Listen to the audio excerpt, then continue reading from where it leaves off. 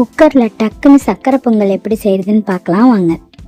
இந்த சக்கரை பொங்கல் தின்ன திகட்டாது, அவ்வளோ டேஸ்ட்டாக இருக்கும். வீடியோக்குள்ளே போகிறதுக்கு முன்னாடி என்னோடய சேனலை நீங்கள் இதான் ஃபஸ்ட் டைம் பார்க்குறீங்கன்னா கீழே இருக்க ரெட் கலர் சப்ஸ்கிரைப் பட்டனை கிளிக் பண்ணி பக்கத்தில் இருக்க பெல் பட்டனை கிளிக் பண்ணி ஆளுங்கிற ஆப்ஷனை கிளிக் பண்ணிக்கோங்க. அப்போ தான் நான் போடுற வீடியோஸ் உங்கள் மொபைலுக்கு உடனுக்குடன் நோட்டிஃபிகேஷனில் வரும். நீங்களும் என்னோடய வீடியோவை மிஸ் பண்ணாமல் பார்க்கலாம்.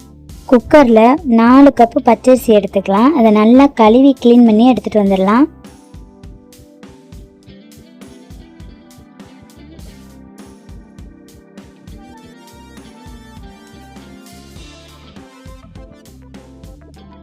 நாலு கப்பு பச்சரிசிக்கு 1 கப் பச்சைப்பயிறு சேர்த்துக்கலாம். பொங்கல் செய்கிறனால முழு பச்சைப்பயிறு சேர்த்துறாதீங்க, உடச்ச பச்சைப்பயிராக சேர்த்துக்கோங்க. ஒரு 3-4 தரம் கழுவி க்ளீன் பண்ணி எடுத்துகிட்டு வந்துட்டேன். இதில் ஒரு 5 ஏலக்காய் சேர்த்துக்கலாம்.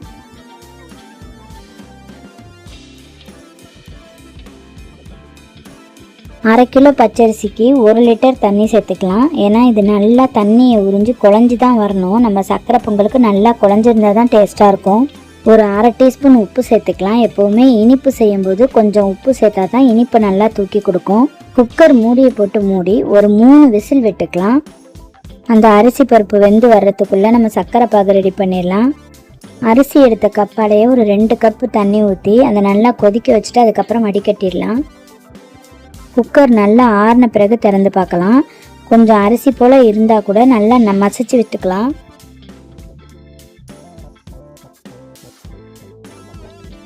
சர்க்கரை பாகை நல்லா வடிகட்டி இதில் சேர்த்துக்கலாம். அரை கிலோ சர்க்கரை எடுத்திருக்கேன். பாகு பதம்லாம் தேவையில்லை. நம்ம நார்மலாக சர்க்கரை மூழ்கிற அளவு தண்ணி சேர்த்து நல்லா கொதித்த பிறகு வடிகட்டினா போதும்.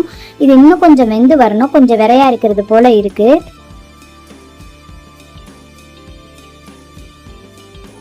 அதனால் மறுபடியும் குக்கரை மூடி நான் ஒரு 2 விசில் விட்டுக்க போகிறேன். அது விசில் சத்தம் வர்றதுக்குள்ள வேறொரு பாத்திரத்தில் கொஞ்சமாக நெய் சேர்த்துக்கலாம். அதில் முந்திரி பருப்பையும் சேர்த்து நல்லா வறுத்துட்டு அதுக்கப்புறம் திராட்சை பழத்தையும் சேர்த்து நல்லா வறுத்துக்கலாம்.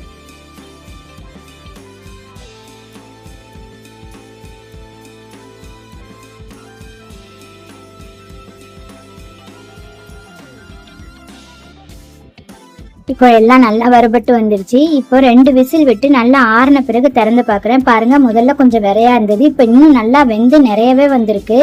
இந்த ஸ்டேஜில் நம்ம முந்திரி பருப்பு திராட்சையை சேர்த்துக்கலாம். நல்ல நெய் மணமாக வாசனையாக இருக்கும். அரை கிலோ அரிசிக்கு அரை கிலோ சர்க்கரையான்னு யோசிக்காதீங்க, அப்போ தான் நல்லா டேஸ்ட்டாக இருக்கும். ஏன்னா சோறு நல்லா உங்களுக்கு இனிப்பை நல்லா இழுத்துக்கிட்டே இருக்கும். நல்லா இனிப்பாக இருந்தால் தானேங்க சர்க்கரை பொங்கல். அதனால அரை கிலோ அரிசிக்கு அரை கிலோ நம்ம சர்க்கரை சேர்த்தா தான் சூப்பரான இனிப்பாக இருக்கும். டக்குன்னு 5 நிமிஷத்தில் நம்ம குக்கரில் சர்க்கரை பொங்கல் ரெடி பண்ணிடலாம். நீங்களும் இதே மெத்தடில் சர்க்கரை பொங்கல் செஞ்சு சாப்பிட்டு பார்த்துட்டு எப்படி இருந்துச்சுன்னு சொல்லுங்கள். இதே போல் வேறொரு நல்ல வீடியோவில் உங்களை நான் சந்திக்கிறேன். தேங்க்யூ.